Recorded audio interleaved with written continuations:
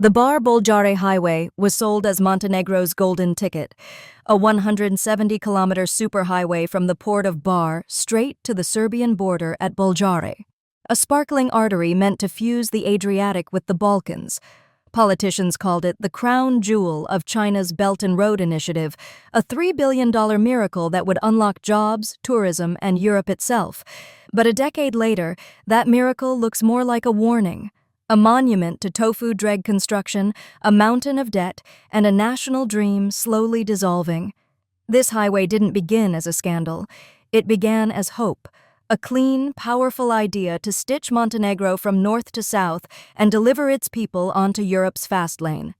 The plan mapped a modern motorway from the Adriatic port of Bar up to Boljare on the Serbian frontier, forming Montenegro's missing link along the Belgrade-Bar route. On paper, it was transformative.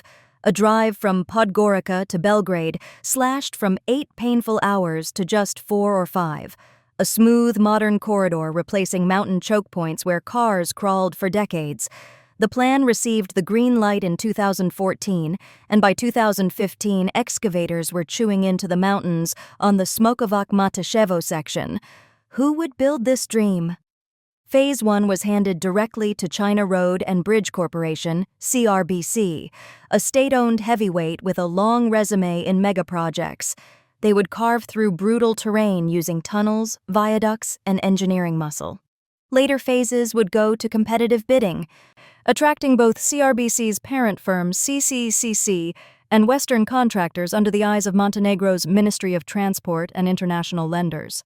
The vision seemed simple: boost the struggling north, accelerate travel to Serbia, meet EU standards, plug Montenegro into Europe's transport grid, and elevate the country as a Western Balkans hub. Chinese state media bragged that the project tamed Montenegro's canyon of death and delivered prosperity. But beneath the glossy headlines, the cracks, literal cracks, were already forming, and soon they would split the project wide open. Let's dive into the first and biggest disaster, the tofu-dreg workmanship. Phase 1 became a textbook example of how rushing a mega-project can destroy it. It opened 3 years late, the budget exploding from $809 million to over $1 billion. The shortcuts were everywhere: weak reinforcement, sloppy concrete, botched waterproofing. The highway didn't just cost more, it functioned worse. Within months, cracks crawled across viaducts and bridges, even on critical structures. By late 2022, fissures stretched centimeters wide. Investigators traced the damage to frantic last-minute construction designed to meet political deadlines. Warnings about weak seismic protection had been issued years earlier, but the fixes never came. Instead, hollow concrete in tunnels, rainwater leaking through ceilings, and storms ripping apart unfinished sections became the new normal. Action for Social Justice reported cracks on unreinforced tunnel linings, especially in the Vjeternik and Kosman tunnels. CRBC insisted the road was safe, but the flaws multiplied in a region where earthquakes and rockfalls are routine killers. Many of the project's 16 tunnels and 20 bridges were under-anchored and under-reinforced. Maintenance costs spiraled out of control. By mid-2025, Montenegro had spent over $50 million on emergency repairs, money originally meant to be just $5 to $10 million a year. The Vjeternik tunnel even faced temporary closures. Traffic suffered, tempers flared, and a new nickname stuck: the Highway to Hell. You might ask, poor construction aside, is the highway at least useful? The painful answer? Not really. Drivers sprint through the mountains in under an hour on spotless lanes, then it ends abruptly. No connection forward, just a cliff of unfinished promises.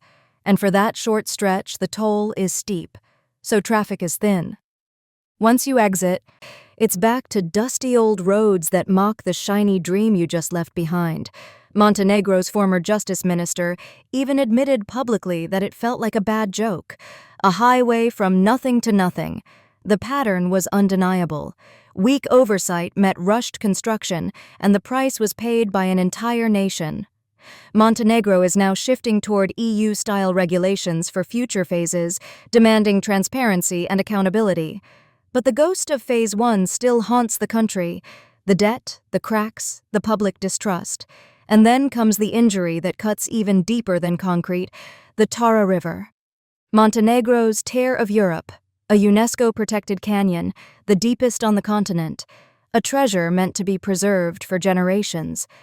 Construction on the first stretch began in 2015, even as environmental assessments went unfinished. The result? Trucks dumping waste into the river, heavy machinery scarring the canyon walls, once crystal waters turning cloudy with concrete runoff.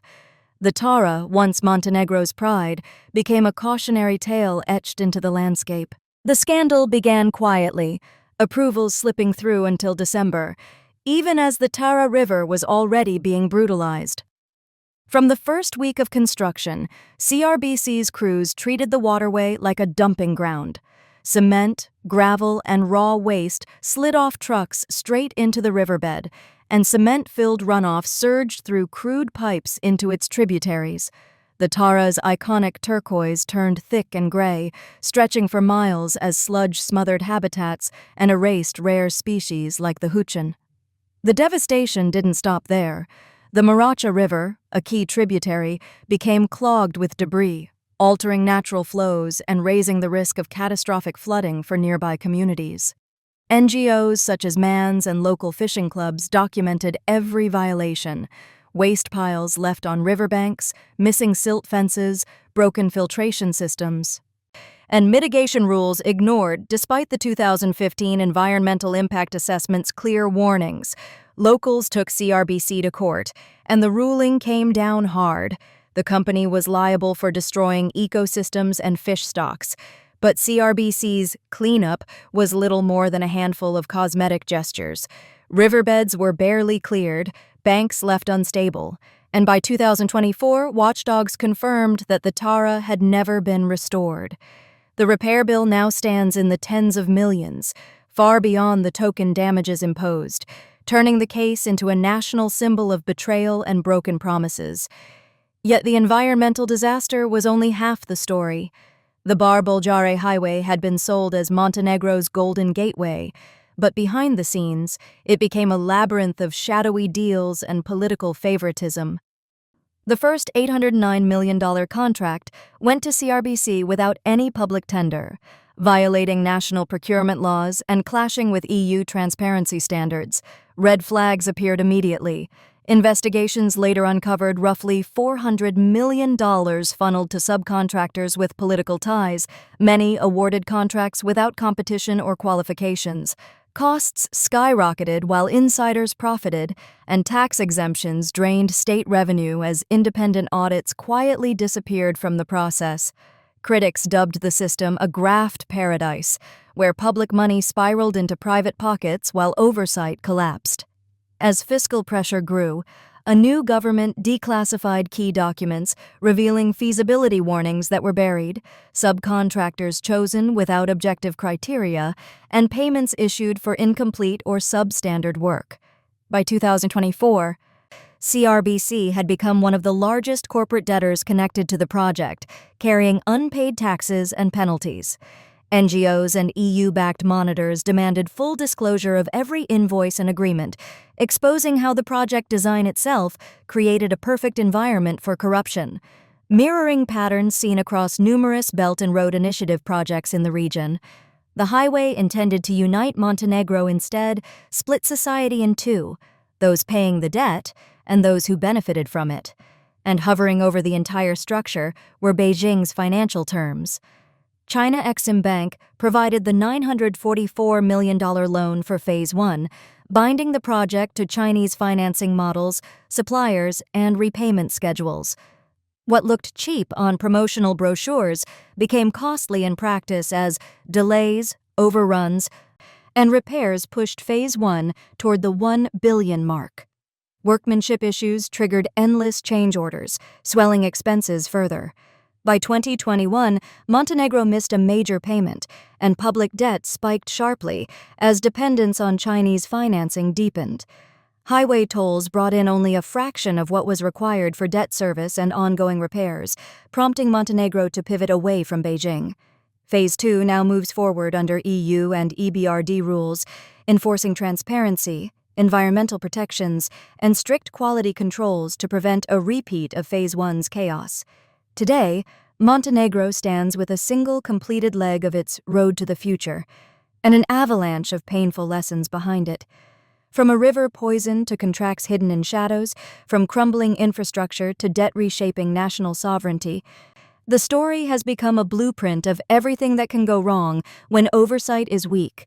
Whether the shift toward EU-backed tenders and tighter scrutiny will finally transform those lessons into lasting reform remains uncertain. But one truth is clear: Montenegro's future now depends not just on building new roads, but on rebuilding public trust shattered along the way. Please share your thoughts in the comments section below. We will keep reporting on the COVID surge in China, so don't forget to subscribe to our channel and turn on the notification bell to get the latest videos. And thank you for tuning in.